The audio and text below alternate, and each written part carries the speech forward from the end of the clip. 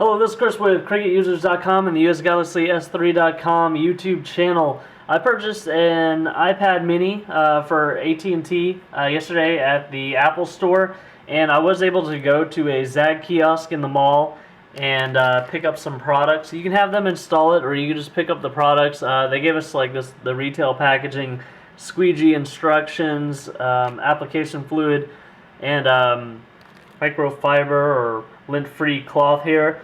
And I did play with the device just a little bit, so I'm trying to clean it up to the best of my ability. I recommend that you guys go ahead and wash your hands, try to get as much fluid off, oil off of them as possible. They also gave me this larger sprayer here, and you do need more application fluid usually with the larger devices. I've only applied this on a transformer pad a long time ago. I did it in a bad environment. I had a lot of dog hair around, so try to clean your environment, clean your hands, put application fluid on your fingertips.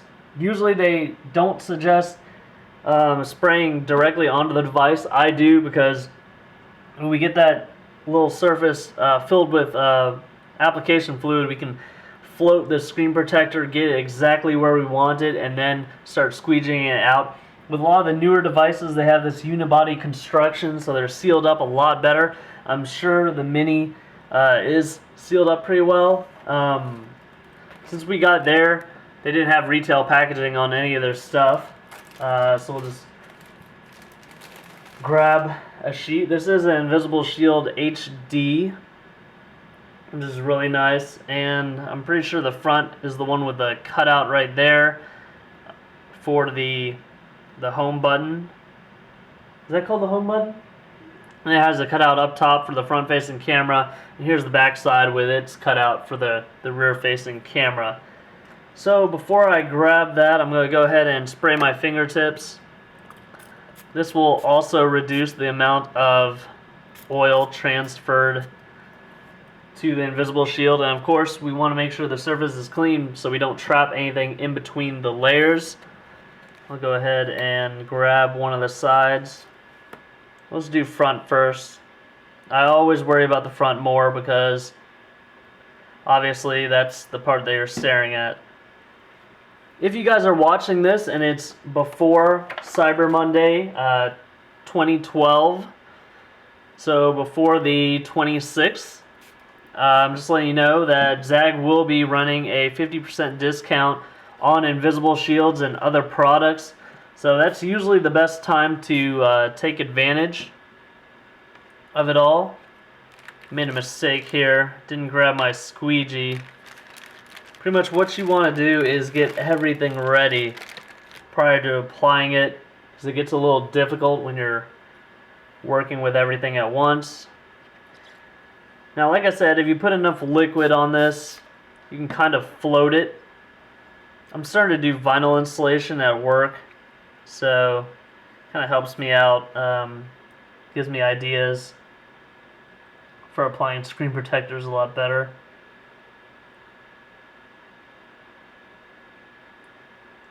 But with the larger screens, I mean, it's kind of difficult to do everything correctly, to line it up perfectly. You can see there's a little speck right there. Since I have all this application fluid down,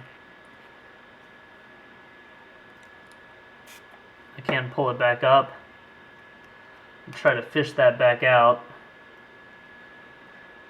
Now, the problem with fishing little pieces of dust back out is that there is adhesive on the back of this. I mean, it's not just clinging to it like maybe some tint does. So if you do decide to try and fish something back out, you could ruin the clarity.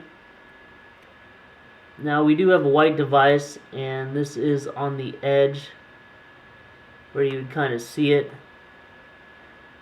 Might be annoying to some people, might not. Better than it being on the display panel. But I'm going to go ahead and feel my fingers drying out. You gotta align it somewhere. It looks like the hardest thing to align here, of course, would be the home button and the front-facing camera. Go ahead and put pressure on it. Get it in the right location. Make sure it's squared up. Top, bottom, side to side. I also feel that when you apply a generous amount of application fluid to it, some stuff, dust, will just come out with the fluid.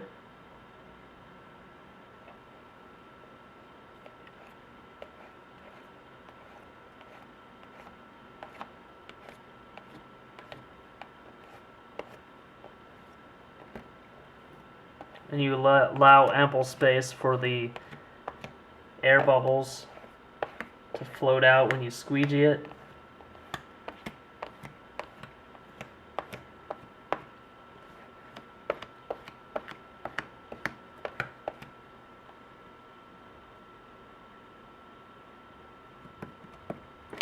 So there's the front side, the side that matters most.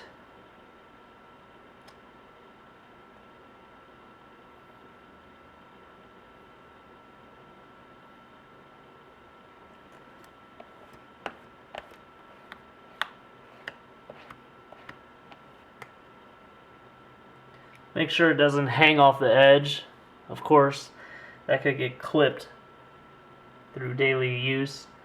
It'll cause the screen protector to form bubbles on the edges.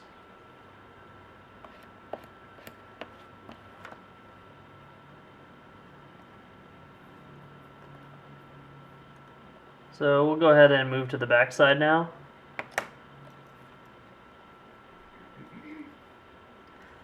Of course, we picked this one up at a store, so we did not get the custom engraving. Of course, I'll try to keep the liquid away from any open ports like the lightning port, also known as the charging port. Go ahead and respray my fingers. Grab the rear invisible shield. Ahead and spray it down. Only thing we have to go by here is the rear facing camera. It has a cutout. Other than that, we'll just try to center it up on everything else.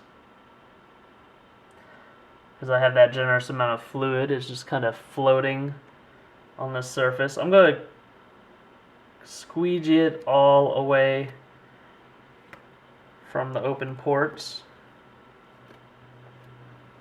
And then as it dries, I'll try to make sure it adheres to the little curve, try to even that out. Another thing for the back side, I went ahead and used a hair dryer to help get the edges down. Of course, you don't want to apply the heat too much in one place. It'll just start to stretch in different places, and I just pushed down the edges. I didn't pull from the center, and that seemed to get it to stick better all around the edge.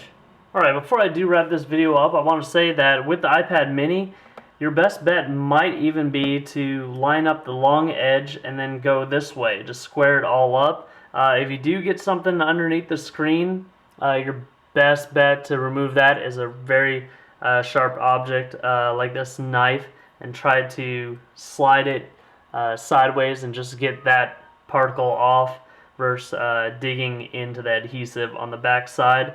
Just reapply, use the application on your fingers, the screen, and the cover, and just squeegee it all back out. But there you have it. That's the installation of a ZAGG Invisible Shield on a new iPad mini. So for more information about cellular devices and more, please visit my page at cricketusers.com, like my Facebook page at facebook.com/cricketusers. Like this video and subscribe to my YouTube channels. It allows me to purchase more devices and accessories to do videos on. Thanks a lot.